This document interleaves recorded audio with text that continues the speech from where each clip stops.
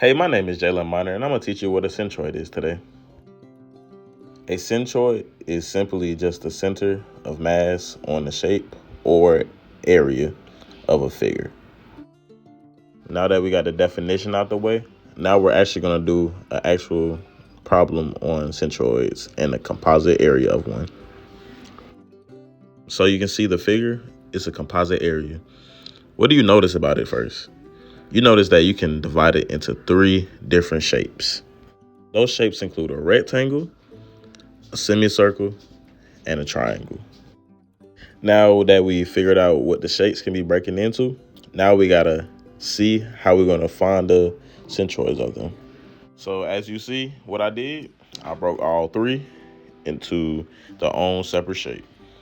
So pretty much you see the rectangle, I got the base and the height on there. The triangle, I just got the height and also got the base too. And the semicircle, I got the radius and also have the diameter on there. So now we're gonna put this into a chart. So you're gonna wonder why we need a chart for this. So pretty much on a composite area, it's gonna make it way easier to solve it. So let's go see this chart. So as you can see, my chart is already done. I know I'm supposed to go with you, but look, I'm gonna explain it as what I did. So as you see, in the first column going down, it's the shape or part of the composite area that we're solving in this certain problem. So it doesn't matter. So you see how I actually put a rectangle, triangle, and semicircle. And then at the bottom, I put the sum signal because we're gonna need the sum to figure out the end, like as you see down there, but we're gonna get back to that later. All right, now our second column is pretty much the area of our rectangle, triangle, and semicircle. So if you don't know, I'm gonna tell you anyway. The area of a rectangle is the length times the width. And then you can see what the number it gave us in this situation is 806.34. I also should have told you this earlier, but I usually stop at 2 decimal points unless told otherwise. So back to the triangle. The triangle area is the base times height divided by 2. And that will equal, in this situation, 264.25. And then the semicircle. I had to redo this because I noticed that the radius doesn't make sense compared to my diameter. So I had to change the radius of my problem. So anyways, had to go back and put it in. So the actual answer now is 279.95. So next column is the third column, and that's X bar. It's going to be the X bar centroid of the composite area of your shapes. So, for example, you see for the rectangle, to find that is 1/2 of the length or the base of the rectangle. And in this instance, it's 13.35. For the triangle, since the triangle is facing, the bigger side is facing the rectangle in this instance, is 1/3 of the base. But if it was like the other way flipped around, it would be 2/3 of the base. And that would be X bar in this situation. But it gave me 32.53. And then the semicircle is pretty much the radius from, since its location is the radius, that's the X bar from the centroid of it. So now it's the fourth column and it's the Y bar. So it's pretty much the same thing, but the only difference is in this one is for the semicircle. Since we're changing up on the semicircle, it'll be 4 radius over 3 times pi. In this instance, it'll give me 55.92.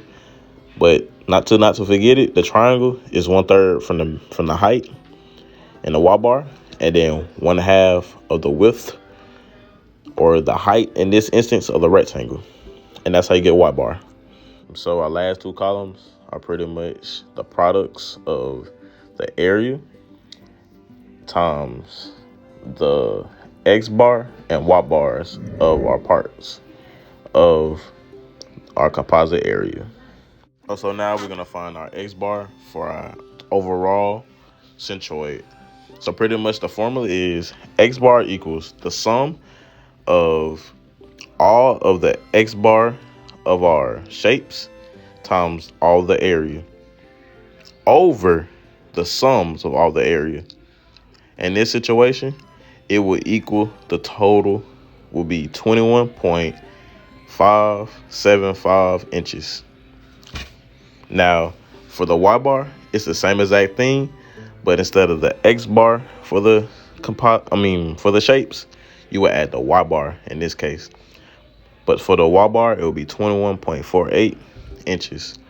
You notice how it was just inches? Because in each situation, I had to subtract the exponents. So that left me with 1 inch. Now my challenge, I'm going to add a shading of a rectangle in the middle of my drawing. So let's see how this goes. So you see where that different looking rectangle is in the composite area. So that's the shading or shading out area. So pretty much we're going to do our same thing, break them into figures. And then actually in this one, instead of adding that one, we're going to subtract that area.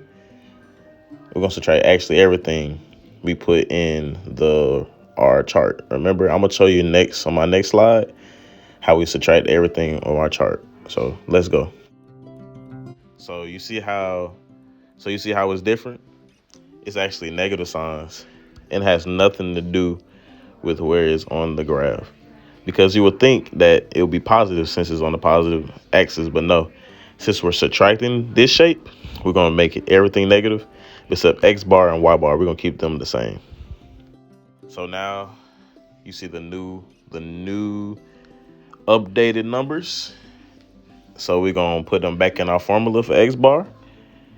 And then the new centroid of the X bar will be 25.33. It's also an X coordinate. I say X bar to be more technical, but it's actually an X coordinate too, because we're pretty much finding where it is on the graph.